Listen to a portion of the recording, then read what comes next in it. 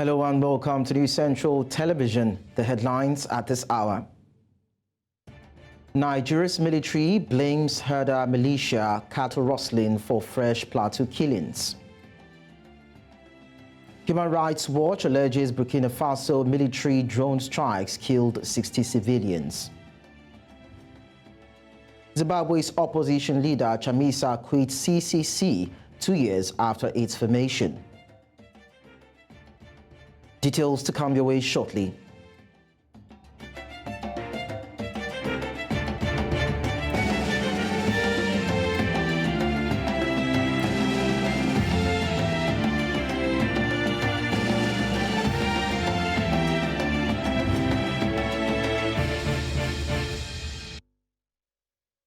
For our viewers across Africa and the rest of the world, this is NC Continental Prime. I am Lekon Onobanjo. We start the news at this hour in West Africa, where the Nigerian military says herder militia, cattle rustling, and a combination of other factors are responsible for the crisis which has engulfed the Mangu local government area of Plateau State. The Director of Defense Media Operations, Major General Edward Buba, stated this on Thursday while addressing a news conference in Abuja on the activities of the armed forces of Nigeria. He, however, said special forces have been deployed to hotspots in the state to contain the situation. General Buba said, and I quote, "The situation was triggered by a number of factors, including the attempted cattle rustling and the killing of a Mangu man by a herder militia," end of quote.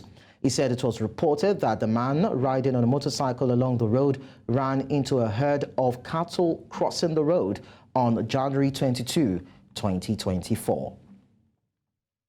Still on security matters, 8 suspects have been arrested by the men and officers of the Nigerian police force in Plateau State in connection with the Christmas Eve attacks in some areas of the state.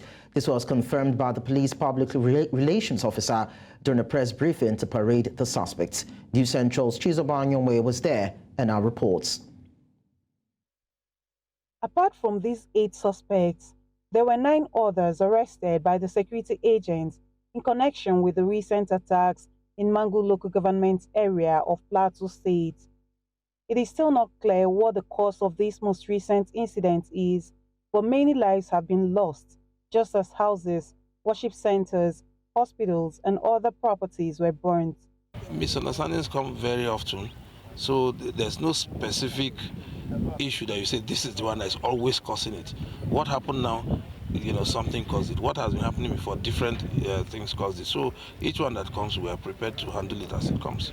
In furtherance of putting an end to the recurrent issues in these affected areas, more manpower has been deployed.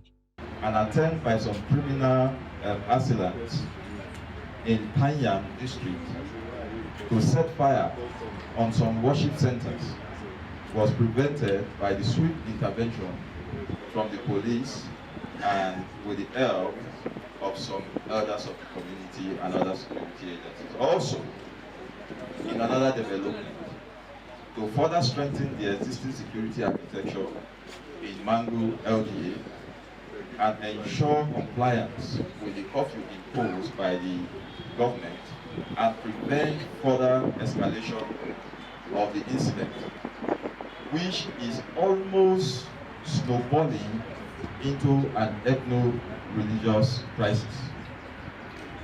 I have ordered the deployment of additional special intervention personnel to Mangu LGA to be commanded by the area commander Bachi and restore normalcy in that area.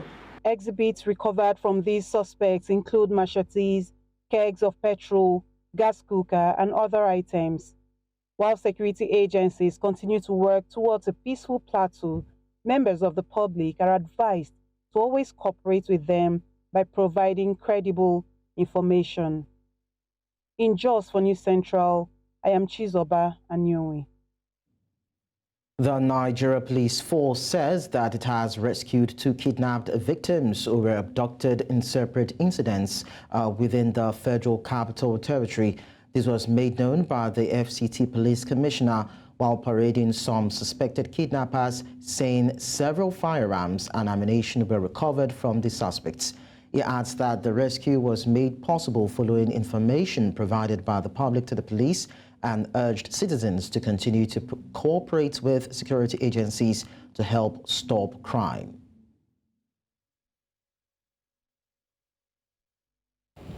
The police operatives from Ido Division and the anti-kidnapping unit of the command made a concerted effort to have the victim rescued and suspects arrested. The effort paid off on the 21st of January 2024, when the DPO received an information that something abnormal is happening in a particular house at Soka village. The DPO moved in and cordoned the house. Behold, the kidnapped victim was found with one Mohammed Ebel armed with Mark IV rifle with 10 rounds of gas ammunition. He was promptly arrested and the arm recovered from him. The victim was rescued but with gunshot injuries. I had also to call all my counterparts in the contiguous states to the Federal Capital Territory, more especially Kaduna. This contact paid off as police operatives in Kaduna intercepted the armed hoodlums at the filling station in Kau, Kaduna. To judicial matters now, Nigeria's Supreme Court has upheld the election of Governor Siminalayi Fubara of Rivers State. The court, in a unanimous decision by a 5-member panel led by Justice Kudirat Kikereekun, on Thursday dismissed as lacking in merit an appeal the candidate of the All Progressives Congress, Tonye Cole, filed to challenge the outcome of the governorship election that was held in the state on March 18, 2023. In the lead judgment that was delivered by Justice Ibrahim Salawa, the Apex Court said it found no reason to dislodge the concurrent verdicts of the Court of Appeal and the Rivers State Governorship Election Petitions Tribunal, which upheld Fubara's victory at the poll. The court held that Cole did not establish that the election was not conducted in compliance with provisions of the Electoral Act 2022. Well, first, this brings us to the end of an election cycle, and I'm grateful to God Almighty for the courage to see it through. Of course, there's disappointment that we did not win because we believe that we had a very, very good case. But that notwithstanding, I want to congratulate all Rivers people for just seeing this through. And at the end of the day, I want to wish the governor, Siminalayi Fubara, all the best.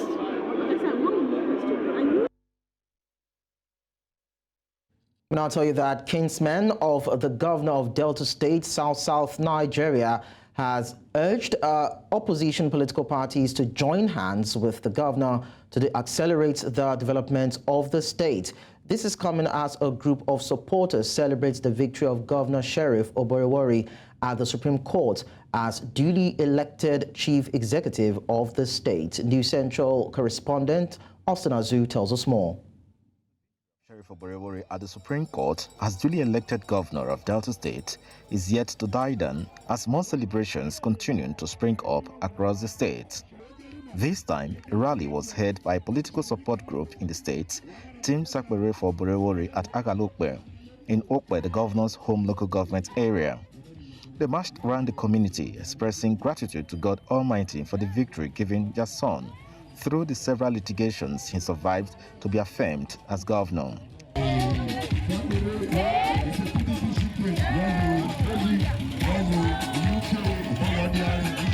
Director General of the group commended citizens of the state for their support, leading to the governor's victory.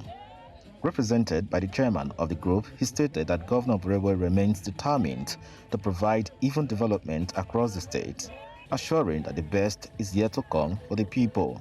Election and litigations are over, and it is now time for governance across board. Let us shun divisive tendency and join hands with the ruling party in the state to provide Deltans with the much needed infrastructural and human capital development of our state. Already, Governor Oborewori has hit the ground running and did not allow the court cases to slow down delivering of his small agenda for data. Others who spoke employed members of the opposition parties to join hands with the governor, are bringing all their ideas and good intentions to ensure development and progress of the state. Oh no, man, this is our own. Nobody will share it with us. On behalf of the community, I express our gratitude to Sapere, to our neighbor governor who was able to crush 38 arrows. All the arrows that fighting against him were thrown off. So glory be to God. We give all thanks to God for all He has done for Sheriff Oborevori. We the women of Okpe, we are so very happy, and we thank God and the people of Agaloko. You can see the overwhelm and the excitement of our people, youth, women, elders, celebrating with us here. Thank God for what God has given unto Okpe, not only Sheriff, but generally Okpe. And we, Agaloko, we are here to celebrate the victory of Okpe. This victory is not only the victory of Sheriff, but the victory of Okpe. And our victory will continue. The victory rally featured a motorcade and motorcycles with jubilant members who had enough to eat and marry. In Asaba for News Central, I'm Austin Azum. Away from election matters, we now tell you that the Ondo State House of Assembly on Thursday screened and confirmed Olaide Adelami as the Deputy Governor of Ondo State. The development came 24 hours after the Governor, Lucky Aiyedatiwa, picked Adelami as the Deputy Governor nominee and sent his name to the Assembly for screening and approval. The Assembly confirmed the nominee after the consideration of a report by the House Election Committee presided over by the Speaker Olamide Oladiji during the plenary session of the Assembly. The House had earlier conducted a screening exercise for the nominee at the Assembly complex before the plenary. In his response, Adelami expressed his appreciation to Governor Aiyedatiwa for nominating him, promising not to betray the confidence reposed in him. You're watching NC Continental Prime. We're going on a short break. We'll be back with more.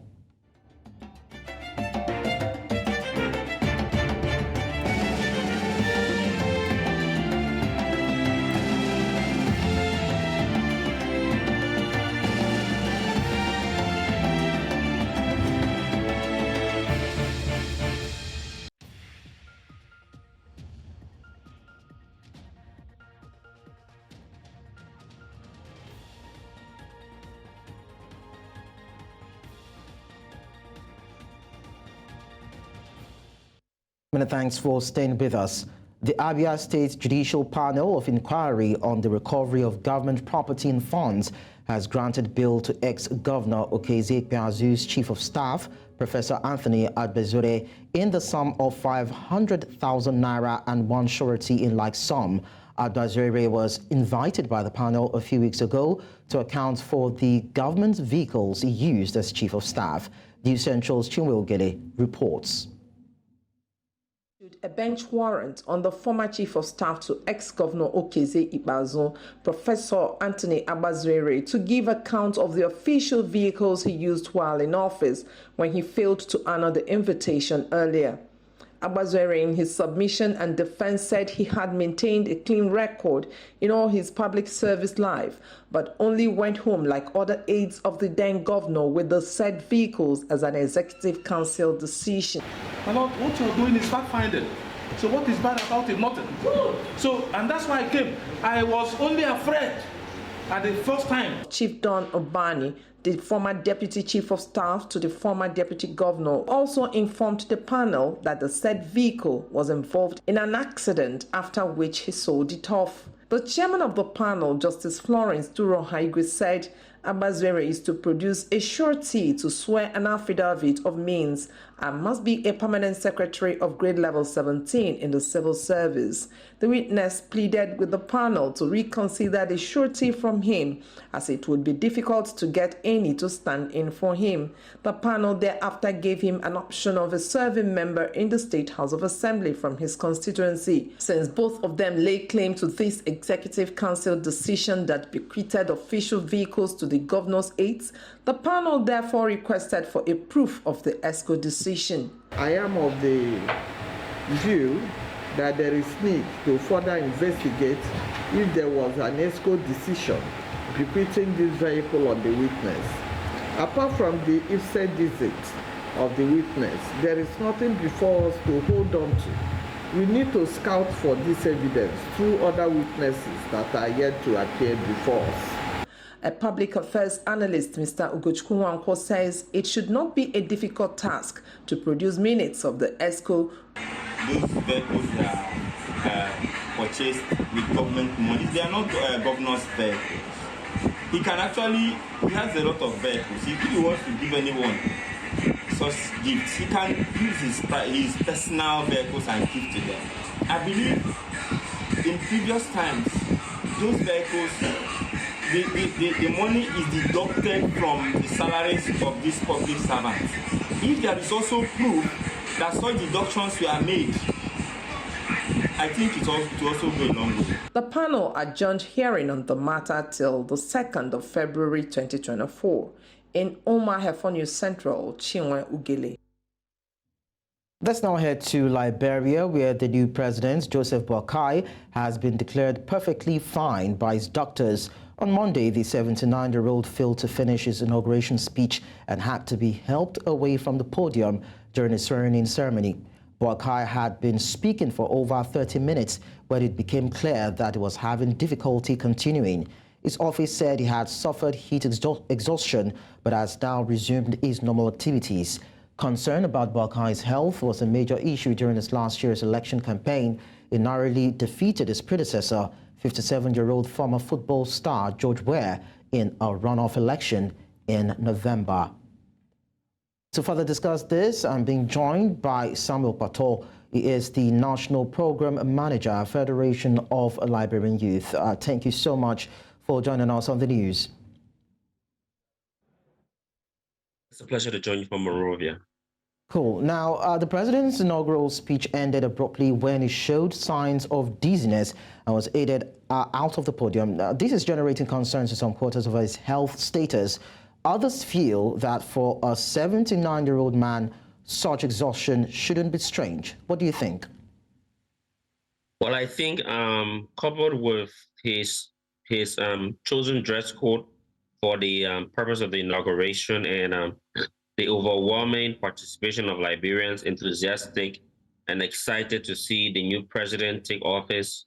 I can testify because I was there in person, witnessing the inauguration. It was overwhelmed, it was packed, and it even overwhelmed the protocol. One could say that the heat was something that we all felt, and it wasn't too strange to us when it was reported that the president, upon taking office, suffered heat exhaustion while giving his speech.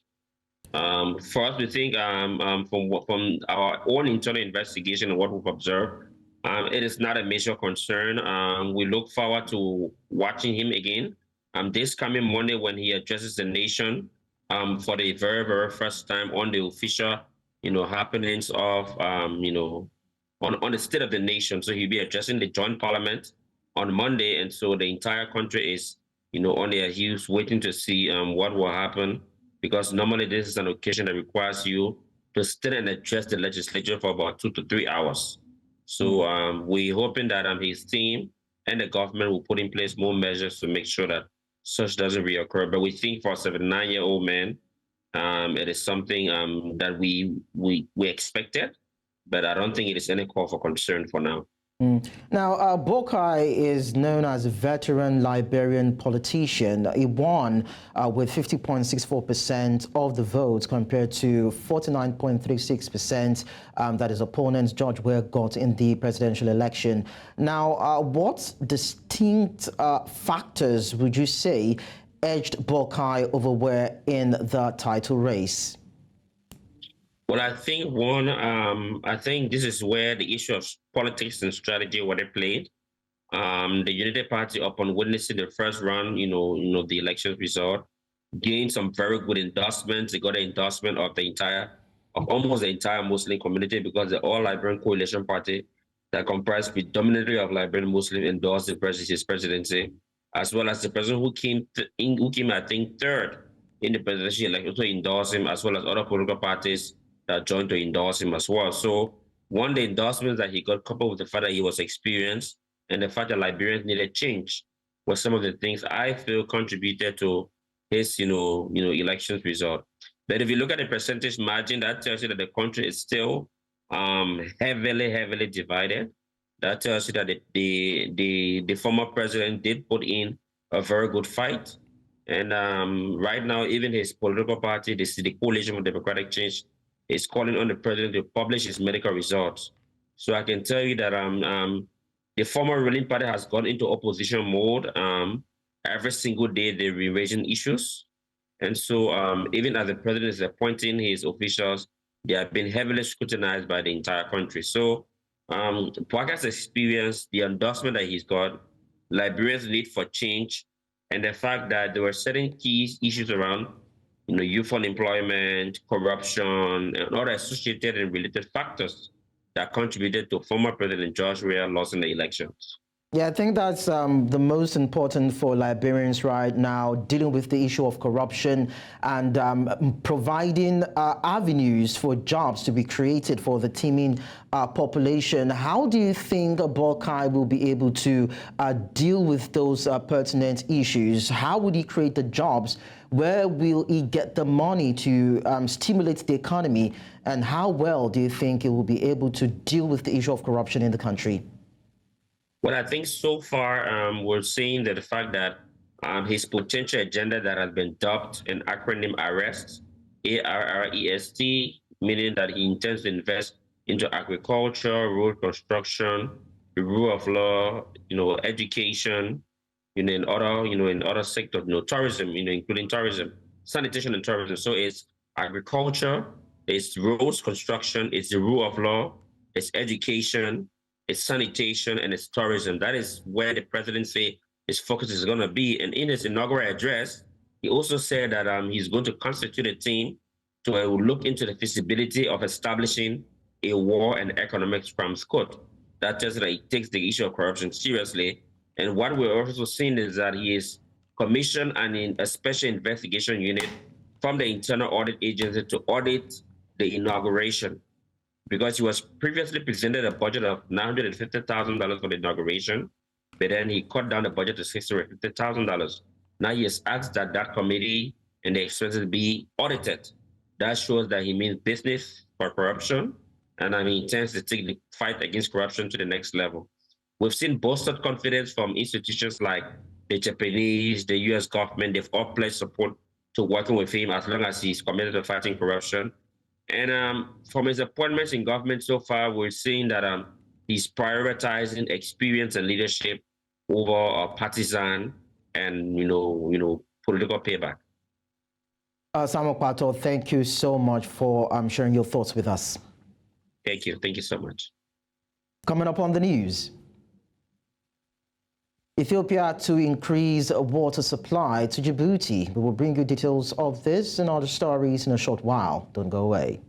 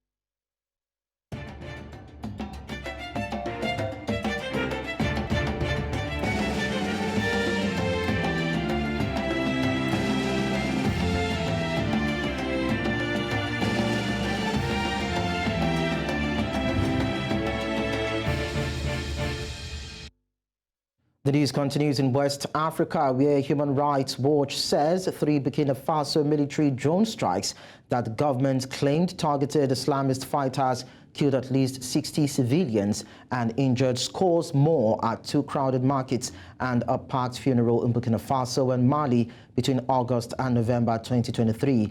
According to the organization, the drone strikes violated laws of war prohibitions against attacks that do not discriminate between civilians and military targets and were apparent war crimes. It added that the Burkinabe government should promptly ensure independent, impartial and transparent inquiries into the attacks, appropriately prosecute those responsible and adequately compensate victims and their families. Government-controlled media had reported that all 3 attacks killed Islamist fighters and made no reference to civilian casualties. 6 Ghanaian nationals consisting of 3 military personnel have received capital punishments by way of hanging stemming from their participation in an attempted overthrow of the government 3 years prior. Additionally, a senior law enforcement official and 2 other armed forces officers were found not culpable. News Central's Neo Moni provides further details surrounding this case. 2019, 10 individuals were arrested. Their trial began on June 8, 2021. The prosecution rested in July 2022 and final judgment was rendered in January 2024. 8 were charged with conspiracy to commit high treason, while the remaining 2 were charged with abatement. They were accused of plotting to kidnap the president and overthrow the government. After 3 years of trial, 6 of the accused, including 7 military officers, were convicted and sentenced to death by hanging. Senior police officer ACP Benjamin Agodza and 2 other accused individuals were acquitted, while 1 is deceased. How does it feel to be free after 5 years? Well, I've always been free within my heart. I've always been free because I knew how it was going to end. Because the state has no case to prove. Nothing to prove. You heard the judges today. He was just giving advice about how to get citizens active. The TAG group as an NGO to get active. That's all that he said. So he said, look, if you are going to demonstrate on such matters, pass through the legal channels. That's all that he said. And yet the state wove a very frivolous case, frivolous to the highest degree. It's a process. We would definitely be going to the Supreme Court for it to also look at the evidence. We believe that some of the charges, you saw the soldiers, it was conspiracy, but they've been acquitted on the substantive charge. The court found the evidence against the men to be compelling, including intercepted communications and testimonies, although the group, including a gunsmith, pleaded not guilty during the trial that captured national attention. According to court documents, the men were arrested with locally manufactured guns, improvised explosive devices and AK-47 rifles. State prosecutors said the group had planned to organize protests ostensibly to topple President Nana Akufo-Addo's government ahead of the 2020 general elections. The effort was quite systematic, it was very deliberate, and the prosecution was able to establish clearly all the concerted efforts of the various persons, 6 of them who were convicted. And I believe, of course, the first accused would also have been convicted, Dr. McPalm, because he was actually the grand architect of the whole scheme. And for me, it sends a strong signal to the nation that any attempt at all to destabilize the nation, any attempt to organize the overthrow of the constitution will not be countenanced and will be taken quite seriously. This was Ghana's first treason trial since 1966, when post-independence leader Kwame Nkrumah was overthrown. Ghana last carried out an execution in 1992 when it returned to democratic rule. Last year, lawmakers voted to abolish the death penalty for ordinary crimes, replacing it with a life sentence. In Lagos for News Central, Ni Omoni. We now move to East Africa, where Ethiopia has decided to increase the 20,000 cubic meters of drinking water production being supplied to Djibouti every day to 100,000 cubic meters. The Minister of Water and Energy, Dr. Hambamatu Itefa, said that works are being carried out for the implementation of this decision. Dr. Abdamate pointed out that there are resources that Ethiopia can share with its neighboring countries, which will help strengthen regional ties and grow together. Senior economic researcher Dr. Abule Mehari, who commented on the issue, said that the move was important, but indicated that the agreement requires caution. Now, Kenyan police fired tear gas at a small group of pro-Palestinian protesters gathered outside the German embassy in Nairobi. The police claimed they did not have authorization to hold the rally. At least 3 protesters were also arrested. The small group are protesting against Berlin's policies in Israel and the Palestinian territories, which they say is in support of the genocide. So the purpose of this gathering was to protest. We were supposed to be protesting against the German embassy for the complicity of the policies of the German state in support of the genocide. Absolutely, I think it was quite disproportionate. Nobody is being violent. There's no violence or anything. There is a seemingly valid permit, but they still throw tear gas canisters at us and disperse us, and we feel it was highly disproportionate and unfair. I go to so many demonstrations in the world, and here suddenly it was tear gas, and I was I don't know what happened to me, but I was on the floor, and this is incredible because I am a peaceful person. I just want justice in the world. I don't want any people to be killed as they are killing now children in Palestine. From the east, we move to Southern Africa, where Citizens Coalition for Change President Nelson Chamisa has announced that he has quit the CCC barely 2 years after its formation. In a 13-page statement, the politician cited the conduct of the 2023 elections, the delimitation report, electoral violence, and the post-election recalls of elected CCC candidates, among others, as reasons for his leaving. Earlier this month, CCC National Deputy Spokesperson Gift Ostalo Siziba sent social media into overdrive when he hinted that the Nelson Chamisa-led party is dumping the party name for a new one. It was reported that Chamisa has all but lost control of the party, as self-imposed interim Secretary General Sengezo Tshabangu has been wreaking havoc since October 2023. He recalled 15 members of parliament, 17 councillors, and 9 senators, triggering the December 7 by-election. We now go on a short break, and when we return, we'll bring you more.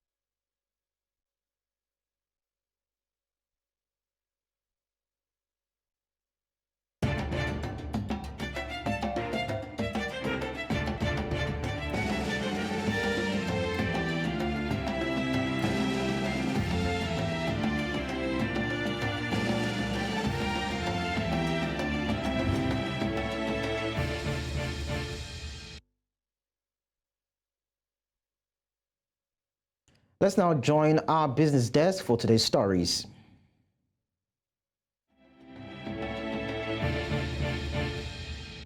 Business news in association with Money Master PSB, the easy way to master your money. In business, the wide gap between deposit and lending rate in Nigeria's banking system is seen as detrimental to investment growth and discourages savings. Compared to the global average of 6.6%, Nigeria's spread is significantly higher, hindering economic development. Addressing these inefficiencies is crucial to creating a conducive environment for investment and savings. As the Monetary Policy Committee tackles rising inflation, Analysts anticipate future interest rate adjustments to balance economic growth and borrowing costs. The monetary policy rate is expected to stabilize at 19% in the first half of 2024, with potential downward adjustments in the latter half depending on declining inflation rates. But urgent action is needed to narrow the spread and foster sustainable economic development in Nigeria.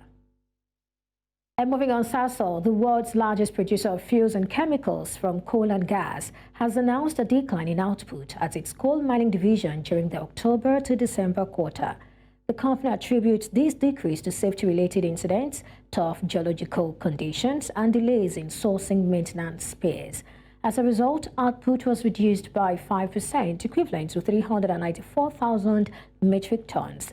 This will have a negative impact on the mining unit's cost per ton for the entire year, according to Sasol's trading update.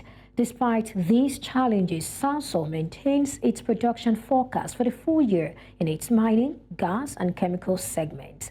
However, the utilization rate forecast for its Kpartor gas-to-liquid joint venture has been lowered to 65 to 75% due to a reactor coil leak, resulting in an accelerated shutdown and extended repair work. Sasol's half-year results are expected to be released on February 26.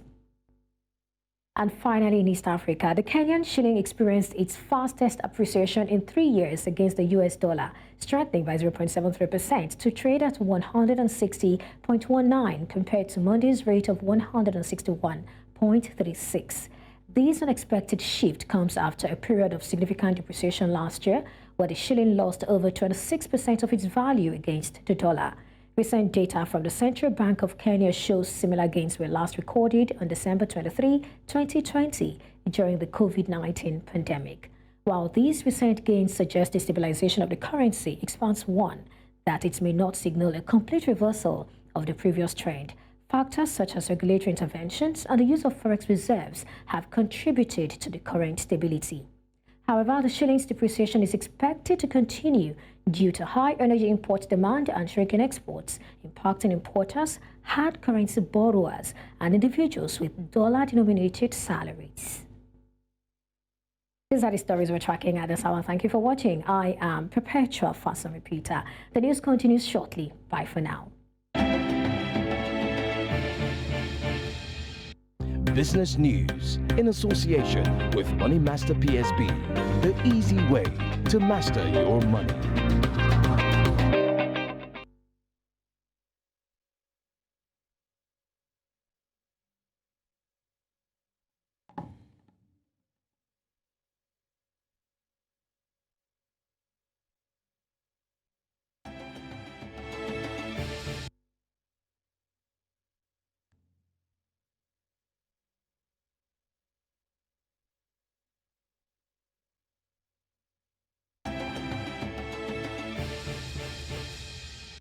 Entertainment news in association with Glow Unlimited.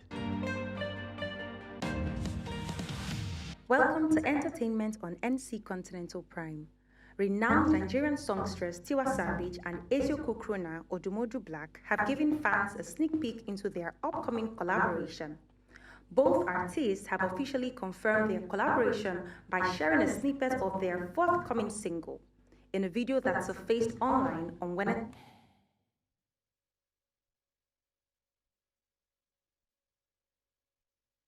And for sports updates, let's join our sports desk.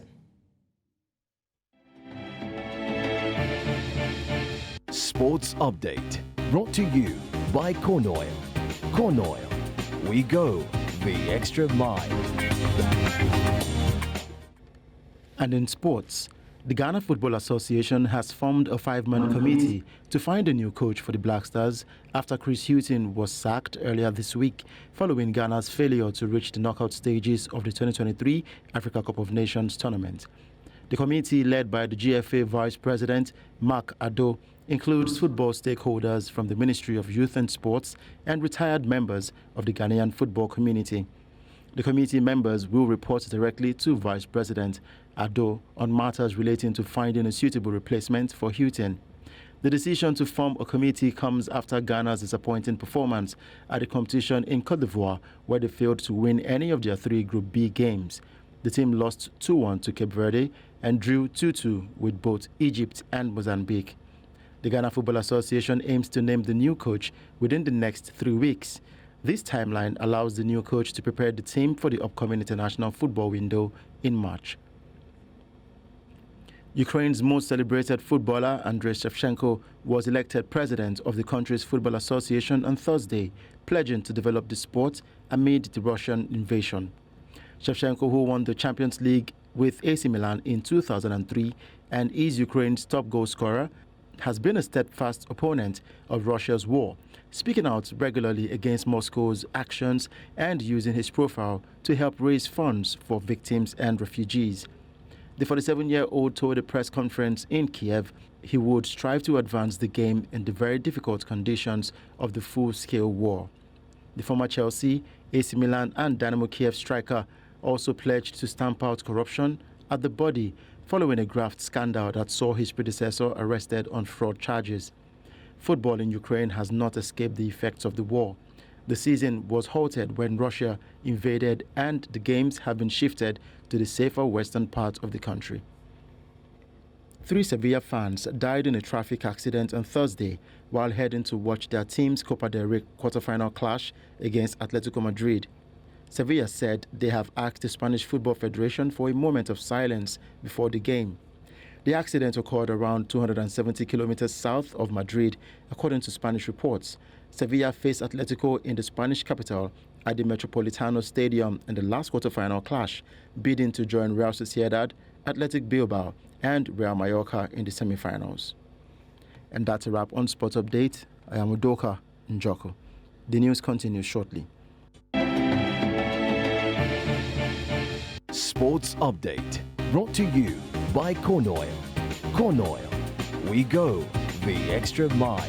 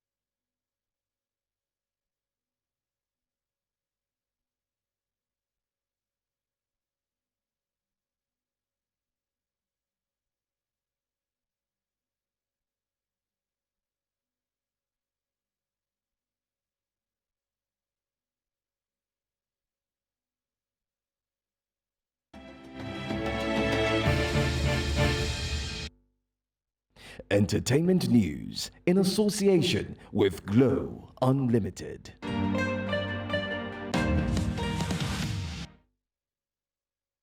In entertainment, South Africa is hosting Kalahari Desert Festival, an annual event in the Northern Cape province that celebrates the indigenous sand communities of South Africa.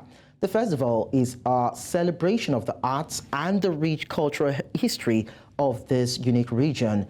With dance, music, culture, and history, all these show the reconnection of both historically and geographically diverse nature in the Southern African regional culture.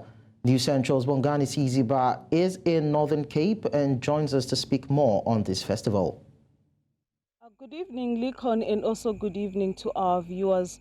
Quite a hot place where I am. When I got off the plane this afternoon, I thought maybe someone was blowing hot air on me because the place is very hot, and it is the Kalahari Desert, a place that borders Namibia and Botswana in the Northern Cape here in South Africa, where the Kalahari festival is going to take place. Rather, it started on the 24th up to the 28th, that is on Sunday, and it will be a festival where I will be feasting our eyes the cultural heritage, the Khoisans, where they will be showcasing their cultural heritage. We know that the Khoisans are the first inhabitants here in South Africa, but also they are in countries like Angola, Zimbabwe, Botswana, and Namibia, and they will be represented here to showcase their talent, what they have. So the Kalahari Arts and Heritage Festival is a platform that showcases different cultural expressions of the Khoi and San people. And you have a Bamba week or weekend where we all come together in a community called Philandaspron, which borders Namibia and also Botswana, with different groups through song, through dance, through poetry, through visual representations, and also through craft. Showcase the way of life. They all showcase the heritage. They showcase the values of the Khoi and San from countries such as Namibia, Botswana, and South Africa. And this plays out in all other countries that you mentioned, like Angola and Zimbabwe, because the life of the Khoi and San in these countries is the same. We know now that they are all marginalized, and they've been crying for their rights to be recognized as the First Nations in these countries.